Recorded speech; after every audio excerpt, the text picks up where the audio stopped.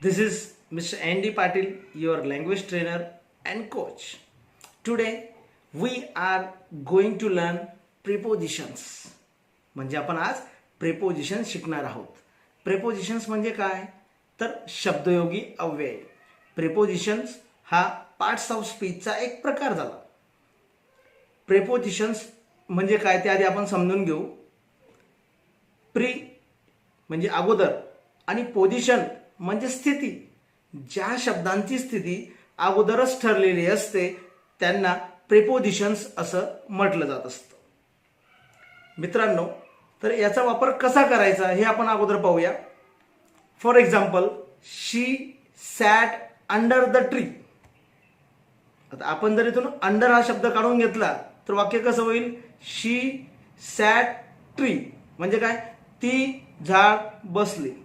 पण अंडर टाकला तर ती झाडाखाली बसली.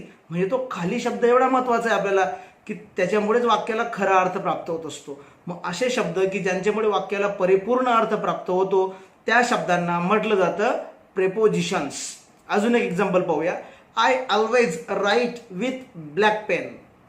आता आपण जर म्हटलं तो विथ काढून घेतला तर वाक्य कसं येईल? I always write black pen. चालेल का? नाही चालणार. म्हणून I always write with black pen म्हणजे मी नेहमी काळ्या पेनाने लिहितो. म्हणजे काळ्या पेनाचा उपयोग करून लिहितो.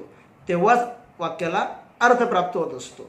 असे प्रेपोजिशन्स आपण चला आता पाहूया की त्यांचा वाक्यात उपयोग कसा करायचा आणि त्याचा अर्थ काय असतो.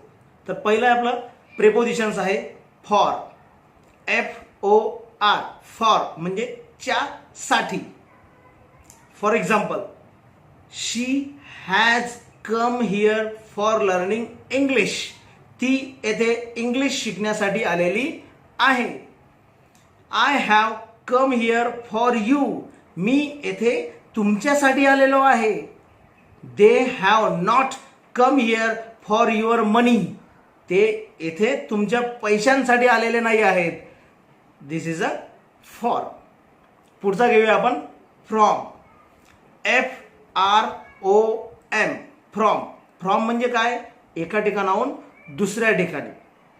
जसं की I have come from Mumbai म्हणजे मी मुंबईहून आलेलो आहे.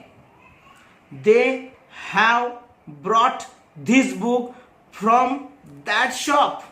त्यांनी हे पुस्तक त्या दुकानातून आणलेलं आहे. म्हणजे एका ठिकाणाहून दुसऱ्या ठिकाणी. So that is the from.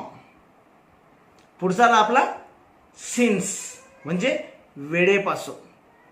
जसं ती सकाळपासून अभ्यास करत आहे.